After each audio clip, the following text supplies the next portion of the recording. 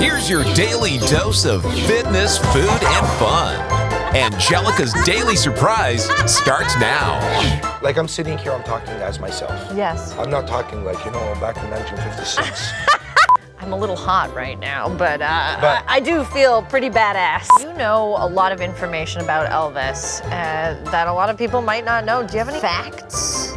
So a fact was Elvis's... Hello there, and welcome to my apartment. Now, we've learned some of Elvis's signature moves, and now it's time to delve a little deeper into the man behind the glasses.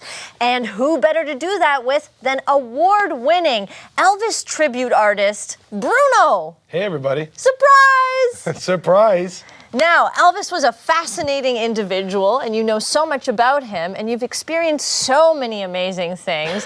Now, how do you personally prepare to become Elvis? So the preparation behind Elvis is it seems simple. Put on a jumpsuit, fix the hair, makeup. But it's really not as easy as everybody thinks. No. Elvis had a very complex life. So like when you're learning a song, you sort of got to read the history of the song. Mm-hmm. You got to sort of feel what Elvis felt during that song, during that period of his time. At some points he was in the army. When he was in the army, getting pulled off a stage. So he had a lot of hurt. Very close with his mother. And at that point there, he was being drafted to the army. So he wasn't going to see his parents. Mm-hmm. He wasn't allowed to be on stage. Then he lost his mom. Mm-hmm. So he had more hurt in his life. So when he would sing, he had these... If you paid attention to Elvis's looks, he had very deep, it looked like he had painful eyes. Yeah. So now when you're getting into costume and stuff like that, you got to sort of build those emotions on stage. Right. Depending always on the songs.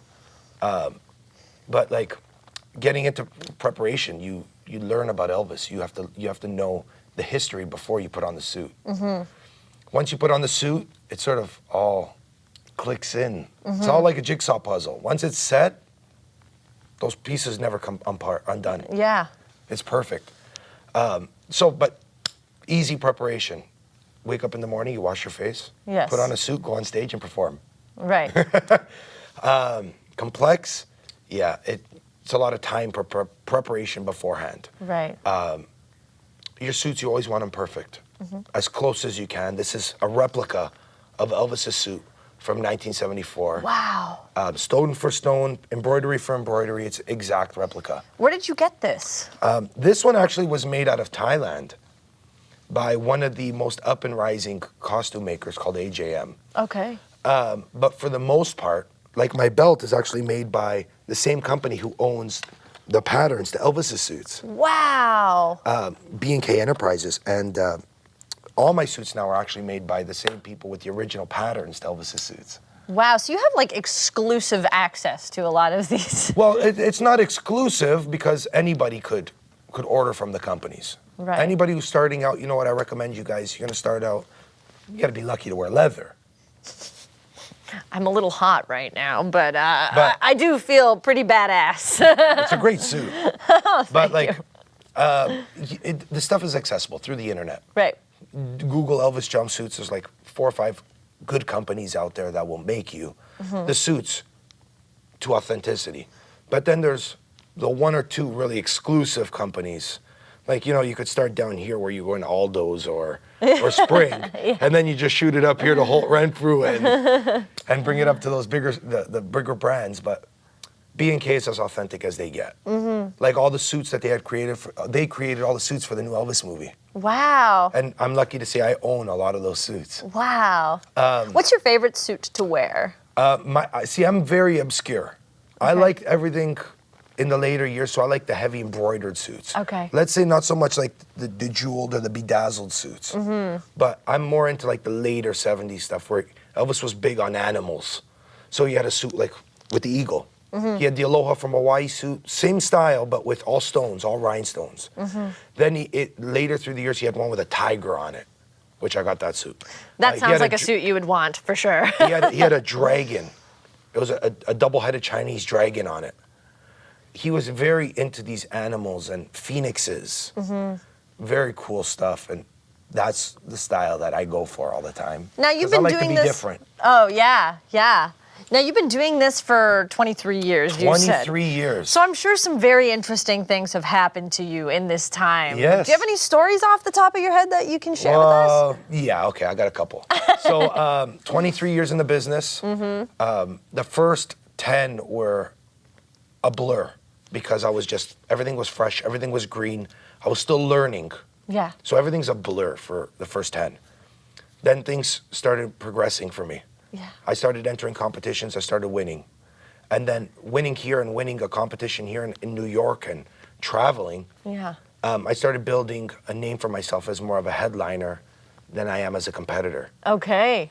So I got a phone call one day for me to do some shows in the US. And at that point there, I've competed, but I've never done shows in the States. Right. So I didn't really know what to expect. I fly out. Once I get out to California, I get picked up at the airport, and I got a goatee, and I'm a regular person. I got a hat on. I'm a regular person. Right. I got my luggages. I see my shuttle car, and oh, hey, we're going to the venue. I go, great, throw my stuff in the car, and sure enough, I get a phone call, and they're like, wait at the airport. There's some other people. You got to pick up some other people. Okay. I said, okay. So we're waiting at the airport, and 4 guys, tall guys, well-dressed guys come out in just a briefcase, a luggage, nothing crazy. Yeah, we're all going to the same place, so we all go, and we break out into conversation in the car. So what are you doing? And I'm sitting there, and I'm just sort of nervous because I'm listening to these stories. I'm listening to the stories of Elvis going here, and Elvis's manager doing this, and I'm going, oh, so these guys are like major Elvis fans. Yeah.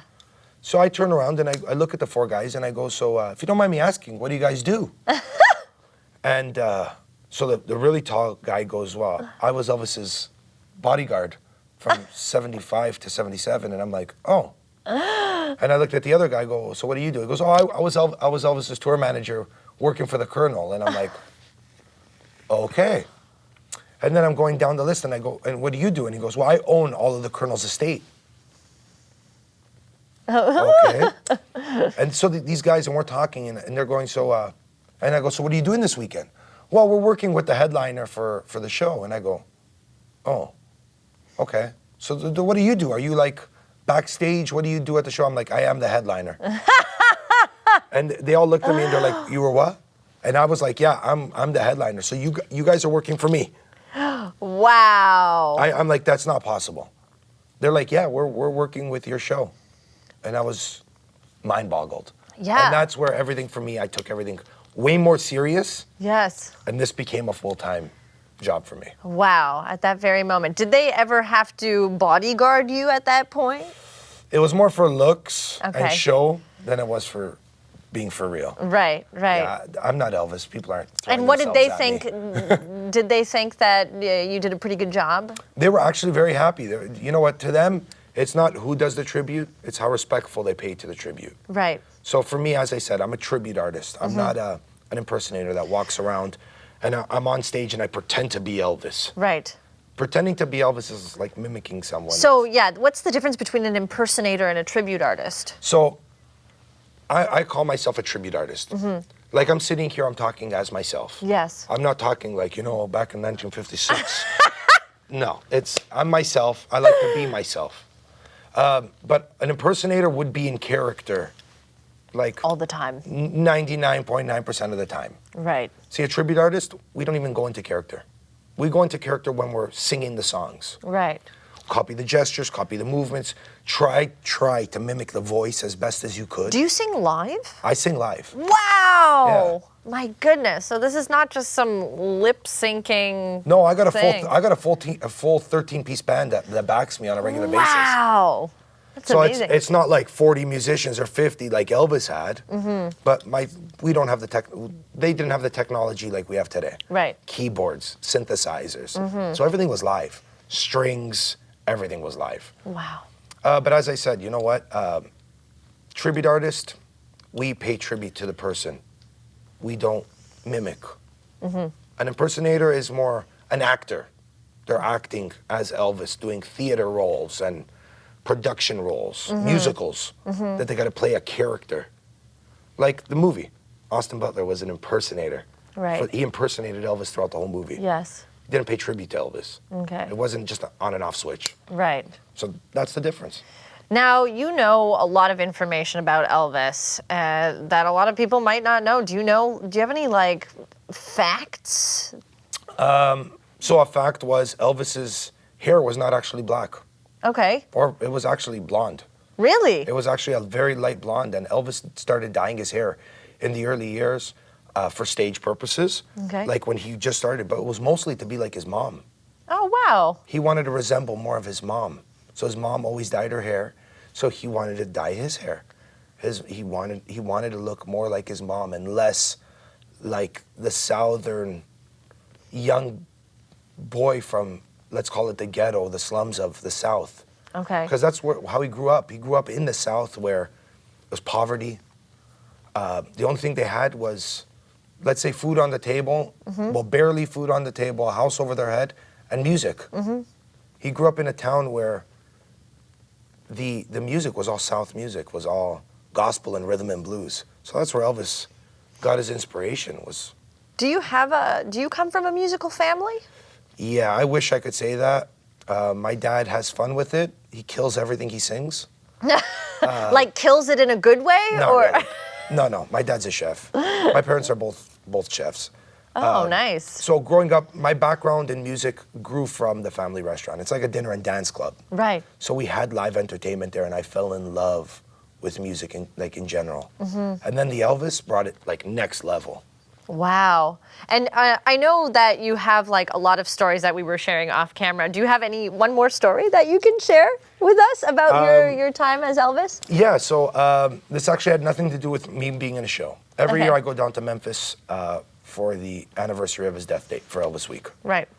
There's a big competition called the Ultimate, which I was lucky enough to place in the top 5 as a Canadian. Wow. And how many people are in the Ultimate? So it used to be like 25, 30 guys. At this point here, it was only 14 And of you the have world's to, best. Do you have to do qualifiers? You have to do right? qualifiers to Okay, get into it. Okay. All right. So this year was 14 of the world's best. Wow.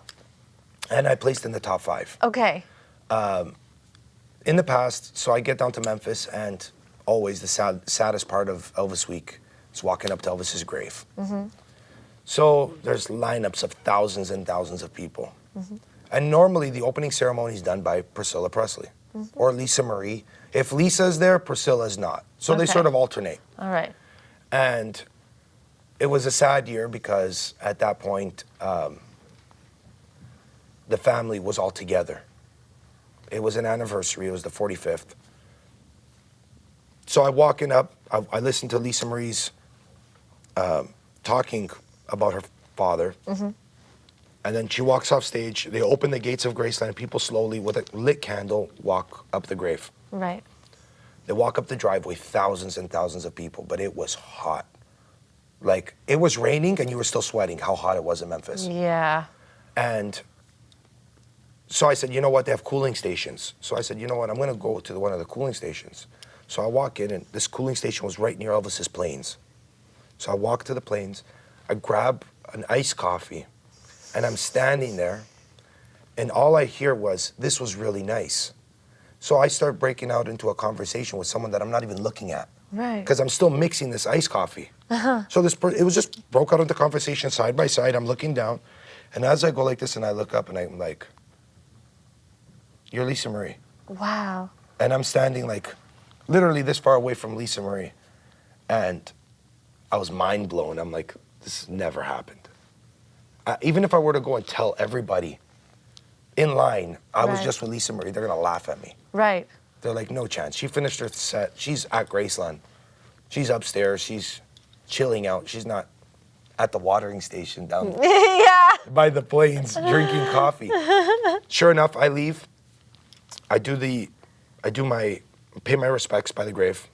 As I'm leaving, I said, you know what, I'm gonna go for one last iced coffee. I grab an iced coffee and I just walking towards my car, which is parked at the Graceland property. So I walk into my car and I see Lisa Marie and her kids at one of the exhibits, just walking and looking. And I walked up to them. I don't know where I got the courage to walk up to them. I walk up to them, and we all broke out into a conversation. Wow. And sure enough, that night, we leave and I go down to Beale Street to a club.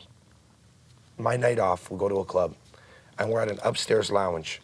And sure enough, in the next booth, right beside me, is Elvis's grandson, Priscilla, and Lisa Marie, all in the booth, right next to me. It sounds like these things just keep happening to you. It's, you know what, in the Elvis world, we call it the Elvis world. The Elvis world is very small. I find it's like that with no matter what you get into. Once you find like a niche that you get into, there's like small little fish bowls of people, and that's what makes up the world, right? Yeah. See, like now over the Elvis movie, the Elvis world is growing and growing. Yeah. But it's as big as the Elvis world is, it's very small. Yeah. And we all sort of know each other. And I got Elvis tribute artists, other guys that Priscilla actually went to their shows. Like, they're singing. No pressure. They're singing, and then all of a sudden they start stuttering because they see Priscilla Presley sitting in their show. I know guys that went on tour with Elvis's tour managers. Wow. Went on tour with Elvis's photographers. Wow. It's a very small world. Yeah. And a friend of mine in the States actually tours with Elvis's backup singers. Oh my goodness. Like, they actually tour with him and sing with him. Oh, that's amazing. Like, talk about pressure. Yeah, yeah. They're just like quietly judging him. Yeah, they're sitting there just X. Rip up his paperwork. What would you do if you weren't Elvis? You know, I'd either be a chef or I'd still be in the music business. Mm-hmm. Yeah, music was always a very big passion of mine. So, but cooking is also a huge passion of mine. What do you make? I'm an Italian, so Okay. it's all Italian food. Yeah, yeah, love it. Well, we should have you back to cook with us sometime. I'd love to. We do a Cooking with Elvis show. Cooking with Elvis. We got to do that, all right? Well, thank you so much. It was my pleasure. Yeah, Thank you for the invite. This was a lot of fun. That's been Anjelica's Daily Surprise. What's the catchphrase? Thank you very much.